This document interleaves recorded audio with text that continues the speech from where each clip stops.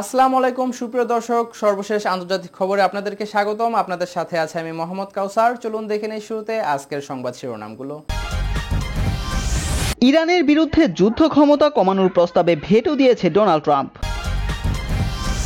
মার্কিন নিষেধাজ্ঞা প্রত্যাহারে ইউরোপে নতুন পদক্ষেপ চায় ইরান। ইসরায়েলের কয়েক হাজার বসতি সম্প্রসারণের পরিকল্পনা যুক্তরাষ্ট্রের সমর্থনের ইঙ্গিত। বাশার আল আসাদকে ক্ষমতায় আর চাইছে না রাশিয়া। বাগদাদ বিমানবন্দরে দফায় দফায় রকেট হামলা চালানো হয়েছে। করোনার মহামারী পার্ল হারবার হামলার চেয়েও ভয়াবহ দাবি ডোনাল্ড ট্রাম্পের। মারা গেছেন আসল কিম, প্রকাশ্যে এসেছিলেন নকল কিম। ভারতে করোনা আক্রান্তের সংখ্যা 52,000 ছাড়িয়ে গেছে। সুপ্রিয় দর্শক, এতক্ষণ দেখছিলেন সংবাদ শিরোনামগুলো। এখন আমরা চলে যাচ্ছি বিস্তারিত খবরে।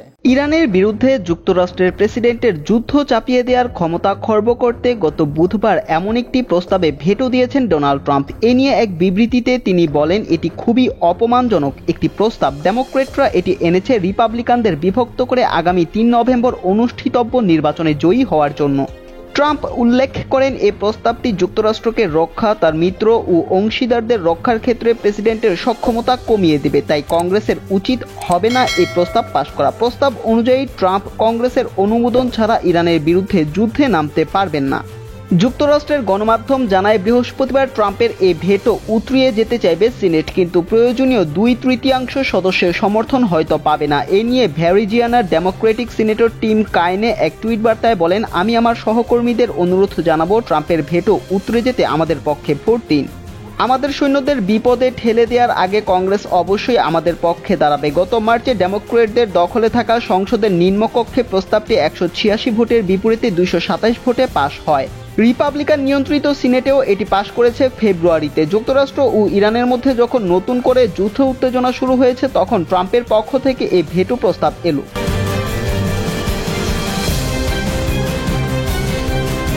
মার্কিন নিষেধাজ্ঞা প্রত্যাহারে ইউরোপের নতুন পদক্ষেপ চায় ইরান। নিষেধাজ্ঞা প্রত্যাহারের ব্যাপারে ইউরোপ নতুন করে পদক্ষেপ নেবে বলে আশা করছে দেশটি। বুধবার অস্ট্রিয়ার প্রেসিডেন্ট আলেকজান্ডার ভ্যান ডার বেলেনের সঙ্গে ফোন আলাপে ইরানের প্রেসিডেন্ট হাসান রুহানি এ আশার কথা জানান। ফোন আলাপে দুই প্রেসিডেন্ট করোনা ভাইরাসের বিরুদ্ধে লড়াইয়ের জন্য ইরানের প্রতি আন্তর্জাতিক সহযোগিতার উপর গুরুত্ব আরোপ করেন। ইরানের বিরুদ্ধে মার্কিন নিষেধাজ্ঞার বিরোধিতা করে তারা বলেন, প্রাণঘাতী করোনা ভাইরাসের এই মহামারীর বিরুদ্ধে লড়াইয়ের জন্য ওষুধপত্র ও চিকিৎসা সামগ্রী আমদানির ক্ষেত্রে মার্কিন নিষেধাজ্ঞা বাধা সৃষ্টি করছে। ফোন আলাপে রুহানি বলেন, করোনা ভাইরাসের এই ভয়াবহ প্রাদুর্ভাবের কারণের ভেতর মার্কিন সরকার তেহরানের বিরুদ্ধে নিষেধাজ্ঞা জোরদার করেছে, যাতে ইরান ওষুধপত্র ও চিকিৎসা সামগ্রী আমদানি করতে না পারে। এদিকে তেহরানের প্রচলিত অস্ত্র বাণিজ্যের নিষেধাজ্ঞা আরও বাড়ানোর পরিকল্পনা নিয়ে এগিয়ে গেলে যুক্তরাষ্ট্রকে মারাত্মক জবাব দেওয়ার হুমকি দিয়েছেন ইরানের প্রেসিডেন্ট হাসান রুহানি।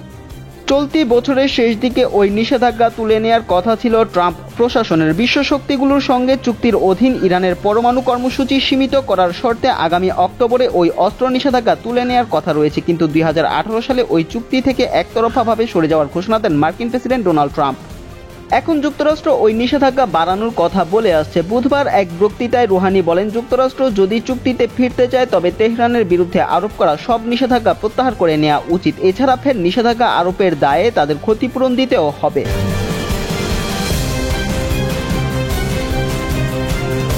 দখলকৃত পশ্চিম তীরে কয়েক হাজার ইহুদি বসতি সম্প্রসারণের পরিকল্পনা ঘোষণা করেছে ইসরায়েল। বুধবার দেশটির প্রতিরক্ষামন্ত্রী নাফতালি বেন্নেতেসের কার্যালয় থেকে জানানো হয়েছে, ইফরাত নামে এই বসতি সম্প্রসারণ প্রকল্পে প্রায় 7,000 আবাসন ইউনিট তৈরি করা হবে।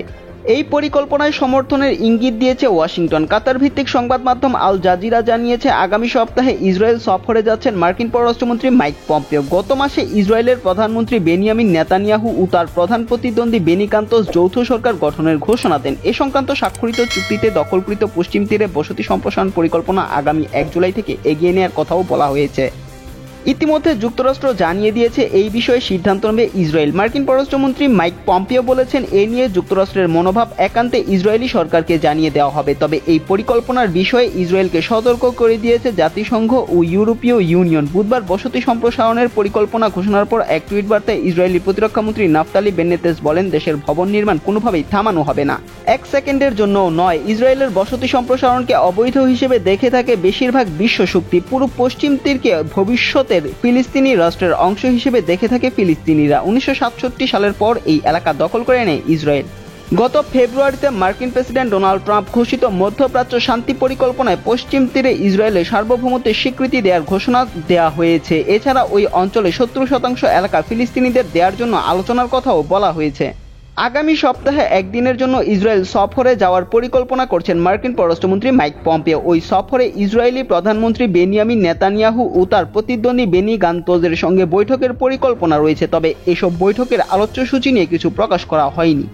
এদিকে ইসরায়েলে নিযুক্ত মার্কিন রাষ্ট্রদূত ডেভিড ফ্রাইডম্যান বলেছেন, পশ্চিম তীর ও জর্ডান উপত্যকার সার্বভৌমত্ব একটি ইসরায়েলি ইস্যু, আর আমরা এ বিষয়ে তৈরি আছি। তিনি বলেন, আশা করা হচ্ছে যে প্রধানমন্ত্রী আলোচনায় বসতে আগ্রহী হবেন, আর যদি ফিলিস্তিনিরা আগ্রহ দেখায় তাহলে এই পরিকল্পনার ভিত্তিতে সরল বিশ্বাসে আলোচনা করবেন।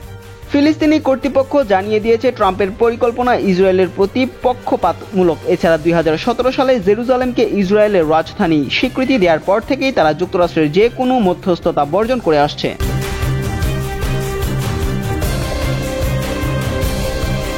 রাশিয়া ভিত্তিক বেশ কিছু সূত্র ইঙ্গিত দিচ্ছে সিরিয়ায় নতুন রাজনৈতিক নেতৃত্বের ব্যাপারে আগ্রহী রাশিয়া। প্রেসিডেন্ট ভ্লাদিমির পুতিন খুব শিগগিরই বাশার আল আসাদকে সরানোর ব্যাপারে সম্মতি দেবেন। 2011 সালে সিরিয়ায় গণঅভ্যুত্থান শুরু হওয়ার পর 2015 সাল থেকেই বাশার আল আসাদকে সরাসরি সামরিক সহায়তা দিয়ে আসছেন পুতিন।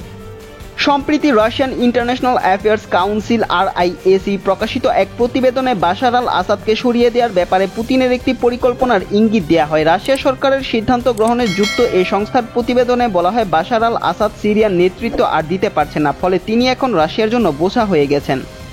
এমনকি তার ব্যর্থতার কারণে সিরিয়া পরিস্থিতি আফগানিস্তানের মতো রূপ নিতে পারে। এমন অবস্থায় তুরস্ক ও ইরানের সঙ্গে আলোচনার মাধ্যমে রাশিয়া বাশার আল আসাদের স্থলে অন্য কাউকে আনতে পারে। প্রতিবেদনে আরও বলা হয়, চুক্তি অনুযায়ী সিরিয়ায় একটি অন্তর্বর্তীকালীন সরকার হতে পারে, যেখানে বিরোধী দল, সরকারি দল ও কুর্দি SDF এর প্রতিনিধিত্ব থাকবে। তবে অবশ্যই বাশার আল আসাদ থাকবে না, সবার পছন্দের ব্যক্তি হবেন প্রেসিডেন্ট। গত সপ্তাহে ব্লুমবার্গের এক প্রতিবেদনে বলা হয়, পুতিন বাশার আল আসাদকে চাপ দিচ্ছেন সিরিয়ার বিরোধী দলের সঙ্গে আলোচনায় বসতে, যাতে দীর্ঘমেয়াদে একটি চুক্তিতে আসা যায়। পুতিনের মাথা ব্যথার কারণ হয়ে উঠেছে এখন সিরিয়া। প্রতিবেদনে এমন মন্তব্য করে বলা হয়, পুতিন ধৈর্যহারা হয়ে যাচ্ছেন। তবে সিরিয়ায় 9 বছরের গৃহযুদ্ধে একটানা সাহায্য করে আসা ইরানের অবস্থানে কোনো পরিবর্তনের ইঙ্গিত পাওয়া যায় না। বিশ্লেষকরা বলছেন, পশ্চিমা নিষেধাজ্ঞায় রাশিয়ার অর্থনীতি এমনিতেই ভালো যাচ্ছে না, তার উপর জ্বালানি তেলের বাজার পড়ে যাওয়ায় রাশিয়ার আয়ের একটি বড় উৎস সংকুচিত হয়ে গেছে। এর মধ্যে নতুন সংকট করোনা ভাইরাস, তাই সিরিয়াতে আর অর্থ ও সামরিক শক্তি ক্ষয় করতে চাইছে না পুতিন। একটি সমাধানে যেতে চান তিনি। একটি সরকার গঠন করতে চান যেটি আন্তর্জাতিক বৈধতা পাবে এবং সবার অংশীদারিত্ব থাকবে। এক্ষেত্রে প্রয়োজনে আসাদকে বিদায় করতে হলেও তা করতে চায় রাশিয়া। সাবেক কূটনৈতিক ও মস্কোর think tank Europe middle east সেন্টারের পরিচালক আলেকজান্ডার সুলিমিন বলেন, ক্রেমলিনকে এখন সিরিয়ার মাথা ব্যথা থেকে বাঁচতে হবে। সমস্যা শুধু এক ব্যক্তিকে নিয়ে। যদি আসাদ নতুন সংবিধান মেনে নিতে সম্মত না হন, অর্থাৎ সরে না দাঁড়ান, তাহলে তিনি নিজেই সরকারকে ঝুঁকিতে ফেলবেন। রাশিয়ার মিডিয়াগুলো এখন রাগঢাক ছাড়াই আসাদের বিরুদ্ধে রিপোর্ট করছে, যা মস্কোর অবস্থান পরিবর্তনের ইঙ্গিত দিচ্ছে। কক ইউনিভার্সিটির অধ্যাপক সেনের আর্কটুক বলেন, তেলের আকস্মিক দরপতন এবং রাশিয়ার নিম্নমুখী অর্থনীতি দামেস্কো ও মস্কোর মধ্যে টানাপোড়েন তৈরি করছে।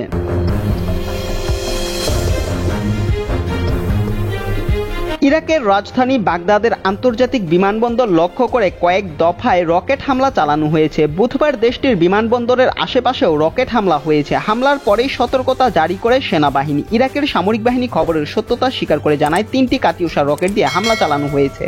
ইরাকের সেনা সূত্রে খবর, বাগদাদের পশ্চিম অঞ্চল থেকে একটি রকেট লঞ্চার উদ্ধার করা হয়েছে। ওই রকেট লঞ্চারের টাইমার সেট করা ছিল, তবে এটি কোনো নির্দিষ্ট লক্ষ্যে আঘাত হানতে পারেনি, ফলে হতাহতের ঘটনা ঘটেনি। এখন পর্যন্ত কোনো সংগঠন এই হামলার দায় স্বীকার করেনি। অতীতেও বাগদাদ আন্তর্জাতিক বিমানবন্দর লক্ষ্য করে একাধিকবার হামলা হয়েছে। বাগদাদে অবস্থিত মার্কিন ঘাঁটিকেও বহুবার হামলার লক্ষ্যবস্তু করা হয়েছে।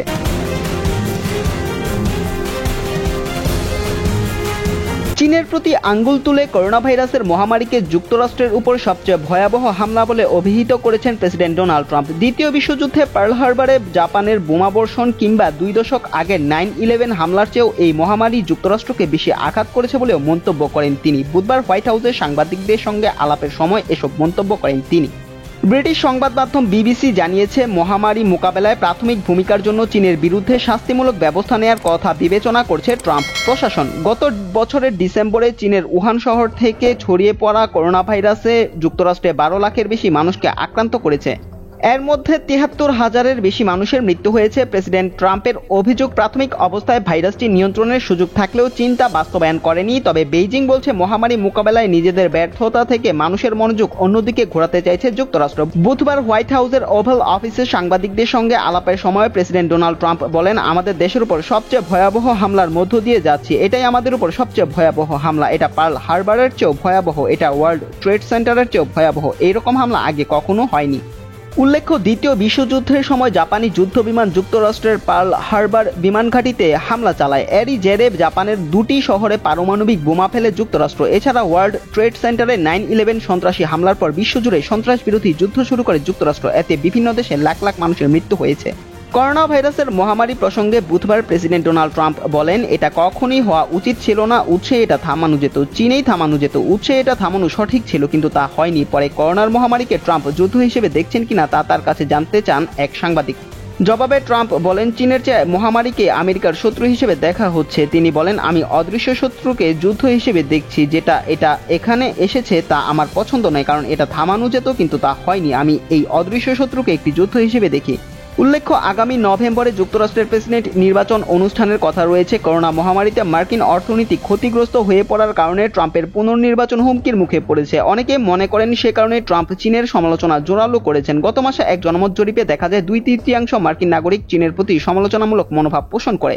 প্রায় একই সংখ্যক মানুষ মনে করে মহামারী নিয়ন্ত্রণে ধীরে পদক্ষেপ নিয়েছে ডোনাল্ড ট্রাম্প। করোনা সংকট ব্যবস্থাপনা নিয়ে ট্রাম্পের ব্যবস্থাপনা প্রশ্নবিদ্ধ হওয়ার পর তিনি এটিকে চায়না ভাইরাস হিসেবে অভিহিত করা শুরু করেন। তবে গত মাসে চীনের প্রেসিডেন্ট শি জিনপিং এর সঙ্গে টেলিফোন আলাপের আগে ওই টার্ম ব্যবহার থেকে বিরত থাকতে শুরু করেন।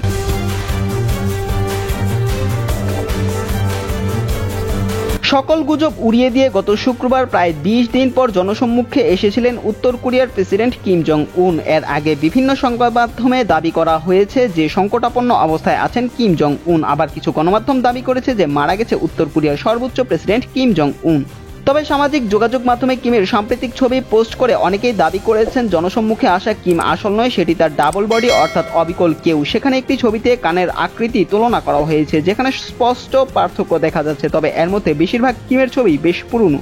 কিমের ডাবল বডির বিষয়ে প্রথম টুইট করেন চীনা ব্লগার জেনিফার জ্যাং। এক টুইট পোস্টে তিনি দাবি করেন, মে দিবসে যে কিম জং উন সম্মুখে এসেছিলেন তিনি আসল কিম নন। ওই টুইটে জেনিফার জেন বলেন, মে দিবসে যিনি প্রকাশ্যে এসেছেন তিনি কি আসল? 4টি জিনিস দেখতে হবে, এক দাঁত, কান, চুল, তার বোন। এদিকে কিমকে নিয়ে সাধারণ মানুষের মধ্যেও তৈরি হয়েছে এমন প্রশ্ন। এই নিয়ে আরেকজন টুইটে লিখেছেন, আমার মনে হয় সে মারা গেছেন এবং তার অবিকল কাউকে সেখানে আনা হয়েছে। কিমের সাম্প্রতিক ছবি দেখে সন্দেহ প্রকাশ করেছেন যুক্তরাজ্যের সাবেক এমপি লুইস ম্যানসন। এক টুইট বার্তায় তিনি বলেন, এটা ওই মানুষটি না, তবে আমি তর্কে যাব না। তার দাঁতের আকার এবং ঠোঁটের উপরে কিউপিড বো সম্পূর্ণ আলাদা।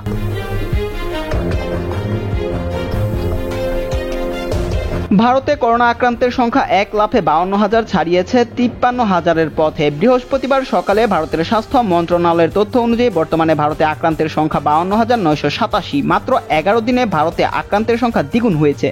ভারতে করোনায় মৃতের সংখ্যা বেড়ে হয়েছে ১,৭৮৩। শেষ ২৪ ঘন্টায় নতুন করে আক্রান্ত হয়েছে ৩,২৬১ জন। এই সময়ে প্রাণ হারিয়েছে ৯২ জন। এখনো পর্যন্ত ১৫,২৬৬ জন করোনা ভাইরাসের সংক্রমণ থেকে পুরোপুরি সুস্থ হয়ে উঠেছেন। ভারতে অ্যাক্টিভ কেস এই মুহূর্তে ৩৫,৯০২ জন। কেন্দ্রের রিপোর্ট অনুযায়ী এখনো ভারতে করোনার প্রাদুর্ভাব সবচেয়ে বেশি মহারাষ্ট্রে। সেখানে ১৬,৭৫৮ জন করোনা আক্রান্ত, মারা গিয়েছে ৬৫১ জন। তারপরেই আছে গুজরাট, সেখানে ৬,৬২৫, দিল্লি ৫,৫৩২, তামিলনাড়ু ৪,৮২৯, রাজস্থান ৩,৩১৭, মধ্যপ্রদেশে ৩,১৩৮, উত্তরপ্রদেশে ২,৯৯৮, অন্ধ্রপ্রদেশে ১,৭৭৭, পাঞ্জাবে ১,৫১৬, পশ্চিমবঙ্গে ১,৪৫৬, তেলেঙ্গানায় ১,১০৭।